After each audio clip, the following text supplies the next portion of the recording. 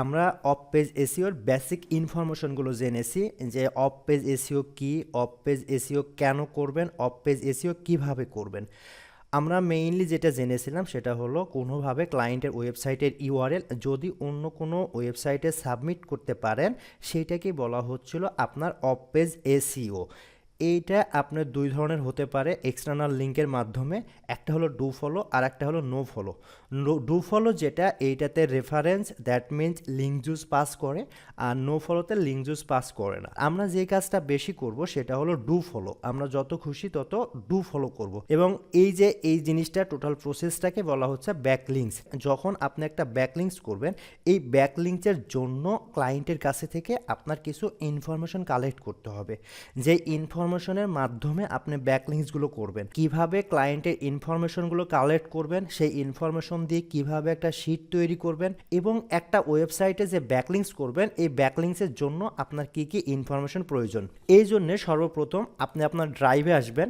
ড্রাইভে এসে যেই ক্লায়েন্টের জন্য কাজ করবেন ওই ক্লায়েন্টের কিন্তু ওইখানে ওই জিনিসটা আপনি একটা ড্রাইভ খুলে নেবেন। সাপোজ মনে করেন আমি একটা ড্রাইভে চলে আসলাম, আমি যদি মনে করেন এখান থেকে একটা ড্রাইভে চলে আসবো, মনে করেন আমি এই সফটনেট বিডি এই ড্রাইভের মধ্যে আমি চলে আসলাম। এই ড্রাইভের মধ্যে চলে এসে আপনি একটা এক্সেল শিট নেবেন, একটু মনে রাখবেন আপনি এক্সেল শিট নেবেন।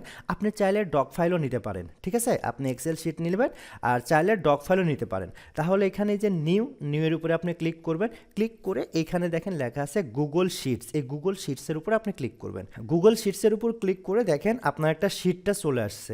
এই শিটটাই আপনি কিন্তু ক্লায়েন্টের জন্য তৈরি করবেন। তো সাপোজ এখানে আপনি লিখলেন এই যে ইউনাইটেড স্প্রেডশিট যেখানে আছে, এইখানে আপনি এই শিটটার নাম একটু সুন্দর করে চেঞ্জ করে দিবেন।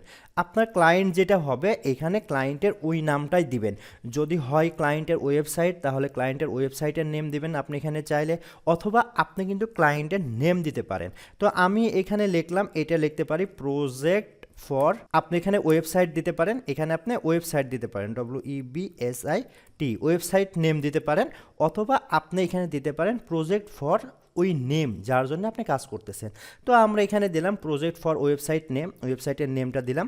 এরপরে আপনি দুইটা শিট তৈরি করবেন। আপনি কিন্তু চাইলে অনেকগুলো শিট তৈরি করতে পারেন, বাট আমি চাচ্ছি আপনাদের যে কয়টা অফ পেজের এসইওর ক্লাস হবে প্রতিটা জিনিস আমি যখন যেই জিনিসটা আপনাকে শেখাবো তখন সেই জিনিসটা সুন্দর করে কিন্তু নোট ডাউন করে নেবেন এবং একটা শিটে আপনি তৈরি করবেন। এবং যখন কোনো ক্লায়েন্ট যদি আপনার কাছে বলে যে আমার অফ পেজ এসইও করতে হবে, তুমি আমাকে একটা পোর্টফোলিও দাও, তুমি একটা ডেমো দাও, তখন আপনি কিন্তু এই শিটটা তাকে দিয়ে দিবেন।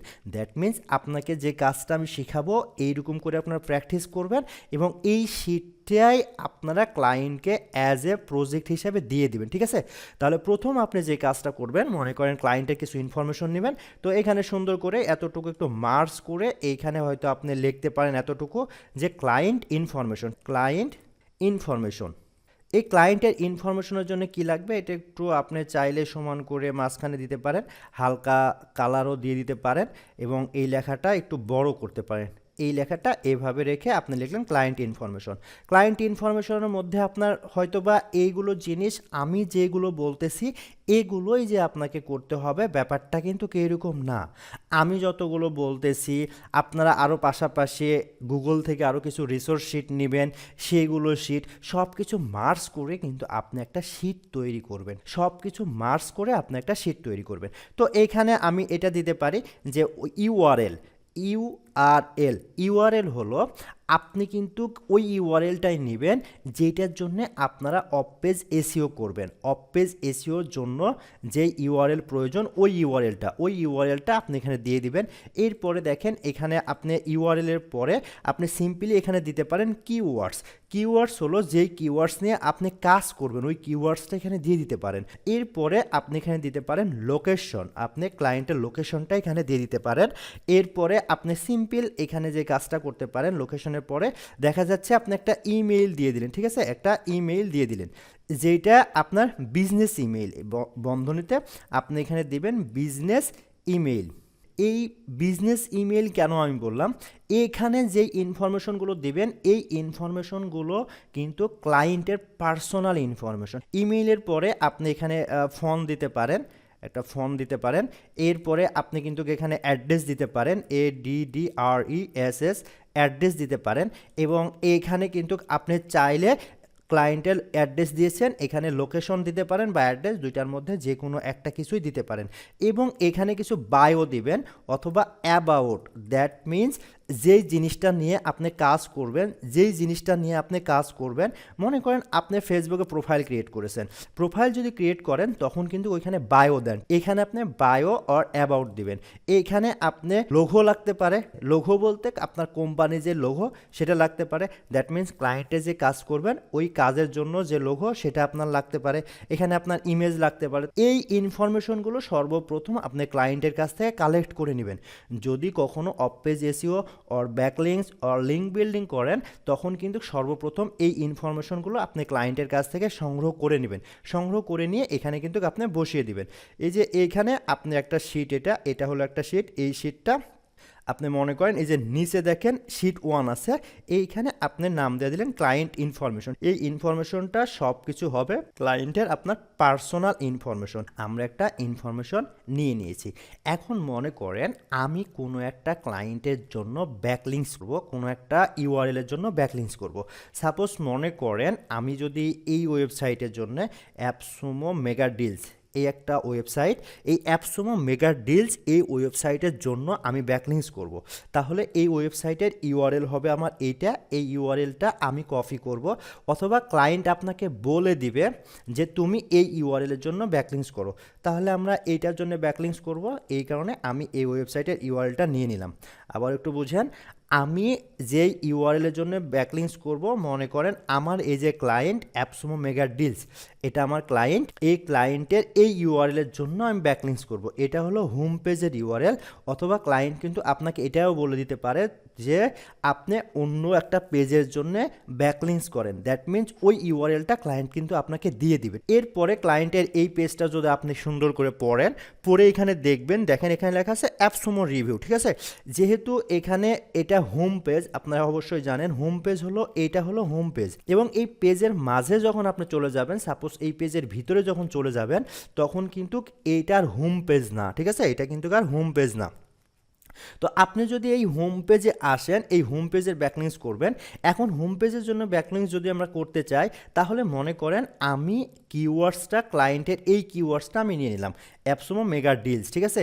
যেহেতু এটা হোম পেজ, আমি হোম পেজের জন্য কোম্পানির নেমটাকেই আমি কিন্তু আমার কিওয়ার্ডস হিসেবে নিয়ে নিলাম। একটু বুঝেন, আমার কোম্পানির ওয়েবসাইট অ্যাপসুমো মেগা ডিলস, এটার যে নাম আছে অ্যাপসুমো মেগা ডিলস, এইটাকে আমি নেম হিসেবে নিয়ে নিলাম। এটার লোকেশন আমার বাংলাদেশ, আমি ইউএস ধরে করব। এটা হলো লোকেশন আপনার ইউএস। এর বিজনেস একটা ইমেল থাকবে, এটা আমরা ক্লায়েন্টের কাছ থেকে নিয়ে নিব। ক্লায়েন্ট যদি না দেয়, আপনারা এই ওয়েবসাইটের নিচের দিকে চলে আসবেন, ঠিক আছে। এই নিচের দিকে আপনি যদি একটু খোঁজ করেন, দেখবেন এইগুলোতে আপনার ইমেল পাওয়া যাবে। আর যদি ইমেল পাওয়া না যায়, আপনি কিন্তু ক্লায়েন্টের সাথে সরাসরি কথা বলবেন, ক্লায়েন্ট এই জিনিসগুলো দিয়ে দিবে, তার বিজনেস ইমেলটা কি, তার ফোন নাম্বারটা কি, তার অ্যাড্রেসটা কি, বায়ো যদি ক্লায়েন্ট দিয়ে না দেয়, তখন আপনি এই ওয়েবসাইটটা একটু সুন্দর করে পড়বেন, ঠিক আছে। আপনি এই পেজগুলো পড়বেন, এতটুকু পড়বেন, পড়ে দেখবেন যে আসলে সে কী বিষয় লিখতেছে। অথবা আপনি চাইলে এখান থেকে কিছু অংশ আপনি কপি করে নিয়ে আসতে পারেন। বাট আমি আপনাকে সাজেস্ট করব, যে কিওয়ার্ডস নিয়ে লিখতেছেন এই কিওয়ার্ডসের আপনি একটু পড়াশোনা করে দেখবেন যে আসলে বিষয়টা কি।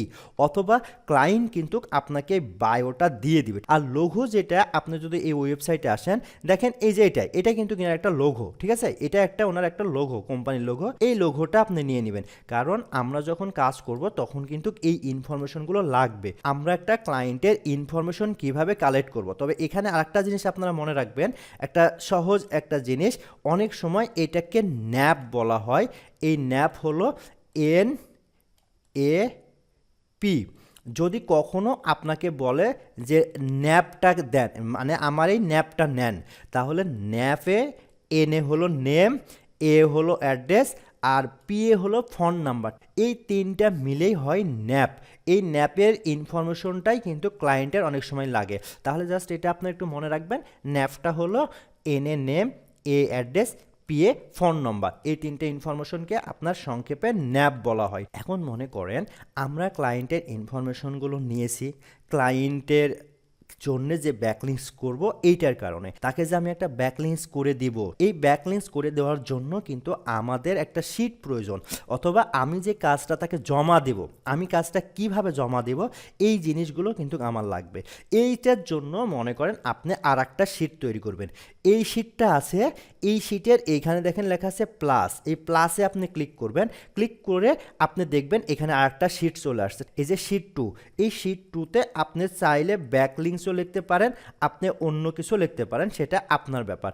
তাহলে এইখানে যে ব্যাকলিংস করব, এই ব্যাকলিংসগুলো কিন্তু আমি এখানে দিয়ে দিব। এই ব্যাকলিংস সাবমিট করার জন্য আপনার কিছু কিন্তু ইনফরমেশন লাগবে। এই যে ইনফরমেশনগুলো লাগবে, আপনি মনে করেন প্রথমে যে ইনফরমেশনটা লাগবে, আপনি যদি এখানে একটু ক্লিক করেন, আমরা মনে করেন অনেকগুলো ব্যাকলিংস করব। এখন পর্যন্ত কোনো ব্যাকলিংসের আমরা নাম জানি না, প্রতিটা ব্যাকলিংসের জন্য কিছু ইনফরমেশন কালেক্ট করতে হবে, আমরা সর্বপ্রথম ওইটা দেখব। তো সাপোজ মনে করেন এইখানে যে জিনিসটা লাগবে সেটা হলো ওয়েবসাইট নেম। ওয়েবসাইট নেম হলো আপনি যেই ওয়েবসাইটে কাজ করবেন সেই ওয়েবসাইটের নেমটা আমরা এখানে বসায় দিব। আপনার ক্লায়েন্টের ওয়েবসাইটের নেম হলো 𝐓𝐶𝐲 মেগা ডিলস। এই 𝐓𝐶𝐲 মেগা ডিলসের জন্য যেখানে গিয়ে আপনি ব্যাকলিংস করবেন, আপনি কিন্তু ওই নামগুলো এখানে দিয়ে দিবেন। তার মানে এটা হলো ওয়েবসাইট নেম। এরপরে মনে করেন আপনি এখানে দিতে পারেন টার্গেটেড ইউআরএল।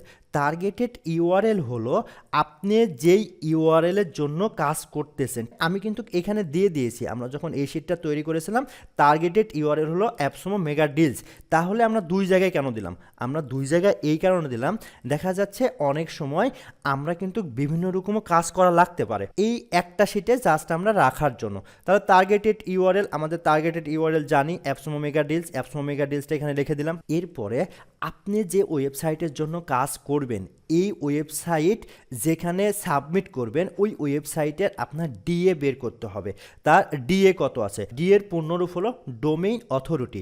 আপনি যেখানে ব্যাকলিংস করবেন সেই ওয়েবসাইটের ডিএ আপনাকে খুঁজে বের করতে হবে যে ওই ওয়েবসাইটের ডিএ কত আছে। এরপরে আমাদের যেটা লাগবে সেটা হলো ডিআর, আমাদের ডিআর লাগবে।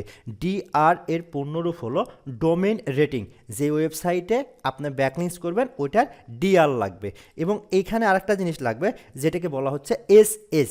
এসএস এর পূর্ণরূপ হলো আপনার স্প্যাম স্কোর। এরপরে আপনি যেখানে ব্যাকলিংস করতেছেন, আমরা জানি ডু ফলো ব্যাকলিংস মানে সেটা কিন্তু অনেক ভালো, বাট নো ফলো ব্যাকলিংস হলো ম্যাক্সিমাম ফ্রি ব্যাকলিংস।